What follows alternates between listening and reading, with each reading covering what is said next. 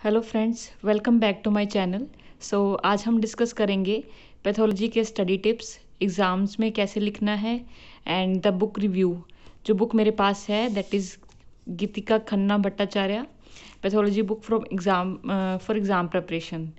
हम देखेंगे कि ये बुक कितनी अच्छी है एज़ कम्पेयर टू हर्ष मोहन या रॉबिन्स जो हम पढ़ते हैं। तो let's start with the study tips. First of all हम स्टडी टिप्स में देखेंगे कि हमें बेसिकली क्या आता है कि 4 क्वेश्चंस का आंसर हमें पता होना चाहिए किसी भी सब्जेक्ट के लिए। और यदि हमें ये आंसर्स हमें पता है तो we are good to go. हमारे को कोई भी सब्जेक्ट पढ़ने में कोई दिक्कत मेरे ख्याल से नहीं आएगी, एटलीस्ट स्टार्टिंग में। क्लियर?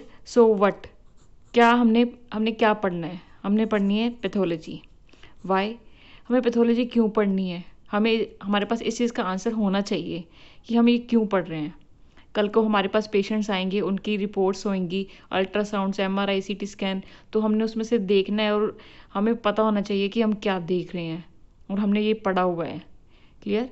हाउ में अब ये आ जाता है कि हमारे पास कितना टाइम है, how much time we have, और हमें कैसे पढ़ना है। कैसे पढ़ने के लिए हमारे पास एक नेक्स्ट क्वेश्चन बन जाएगा वेयर, कहाँ से पढ़ना है।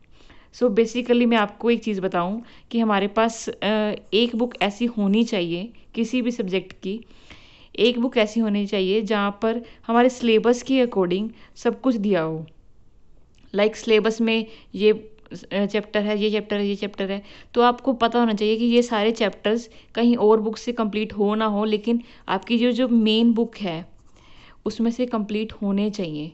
क्लियर?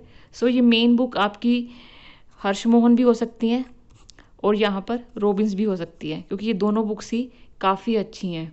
इस बुक्स को तो आपको बिल्कुल भी नहीं छोड़ना है। ये हर्ष मोहन की बुक और रॉबिन्स की बुक, आपके पास कोई भी है इन दोनों में से, तो we are good to go. कि हमारे पास, हमें पता है कि हमने क्या पढ़ना है और कहाँ से पढ़ना है। क्लियर?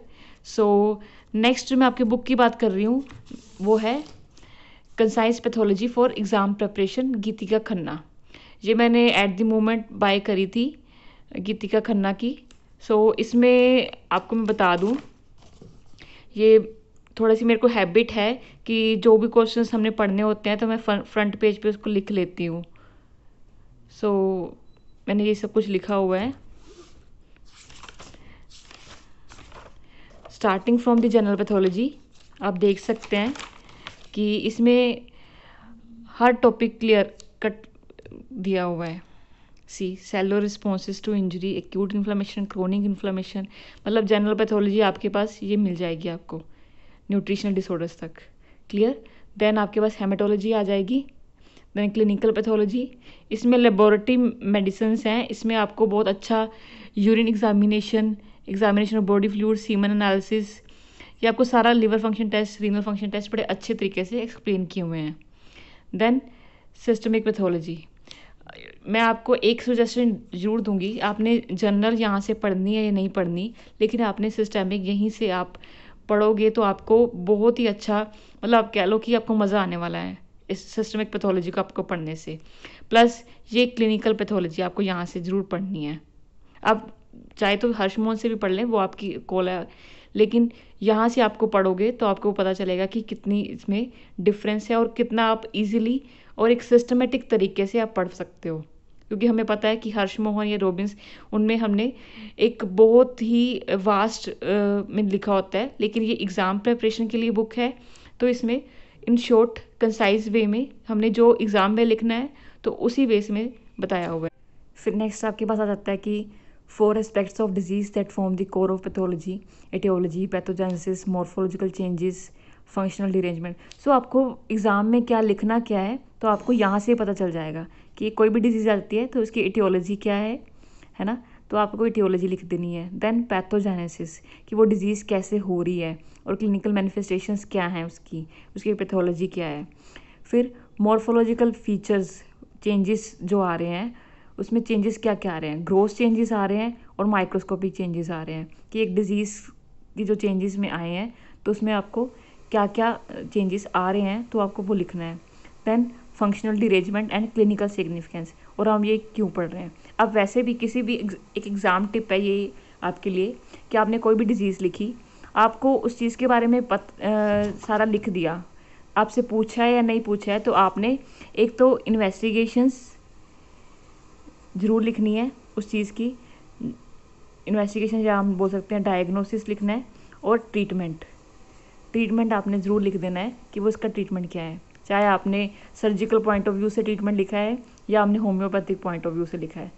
ये चीज़ आपको मार्क्स गेन करने में बहुत हेल्प करेगी। और आपको पहले वाला पॉइंट्स इतने नहीं आते हैं, मॉर्फोलॉजिकल चेंजेस या पैथोलॉजी इतनी नहीं आती है, लेकिन इन्वेस्टिगेशन और ट्रीटमेंट आता है, तो आप उस चीज़ को ज़रूर लिख कर आओ। क्लियर? इससे पता चल जाएगा कि आपको, एग्जामिनर को पता चलता है कि आपको ये पता है इस चीज़ के बारे में। क्लियर? सो आप देख सकते हैं आगे हम सेल इंजरी के बारे में बताया हुआ है, various cellular responses to injury. तो ये सब एक्सप्लेन किया हुआ है बड़े अच्छे तरीके से। सेलुलर अडाप्टेशन में हाइपरप्लेजिया की पहले डेफिनेशन बताई, फिर फ्लो चार्ट्स में बताया हुआ है, देन डायग्रामेटिक व्यू से, देन मैकेनिज्म बता दिया, फिर आगे टाइप्स बता दी। क्लियर? ऐसे ही फिर हाइपरट्रोफी का डेफिनेशन, मैकेनिज्म, साथ साथ में जो चेंजेस आ रहे हैं वो दिखा रहे हैं आपको। क्लियर? सो देखिए आपको कितना मतलब एक अच्छे पॉइंट ऑफ पिक्चराइजेशन करके कुछ आपको फ्लो चार्ट्स में बड़े अच्छे तरीके से एक्सप्लेन किया हुआ है। सो अगर कोई क्वेश्चन ढूंढना चाहते हो तो ये आपको यहाँ से तो बड़े आसानी से मिल जाएगा। देखिए इरिवर्सिबल इंजरी का फ्लो चार्ट पूरा आपको बताया हुआ है इसमें। देन डिफरेंसेस, ये तो आपको बाकियों में भी मिल जाएंगे, डायग्रामेटिक फॉर्म में आपको बताया हुआ है। तो हम सिस्टेमिक को देख लेते हैं एक बार।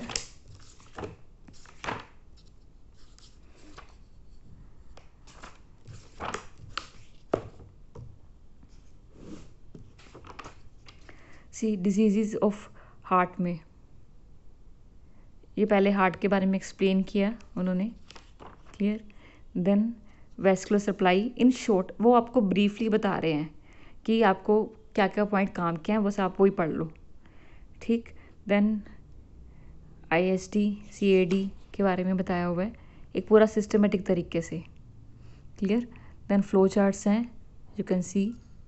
एक टॉपिक हम देखते हैं जैसे एंजाइना पेक्टोरिस है, तो यहाँ पर इसकी इंट्रोडक्शन दे दी, साथ में 3 overlapping patterns, stable, Prinzmetal and then unstable.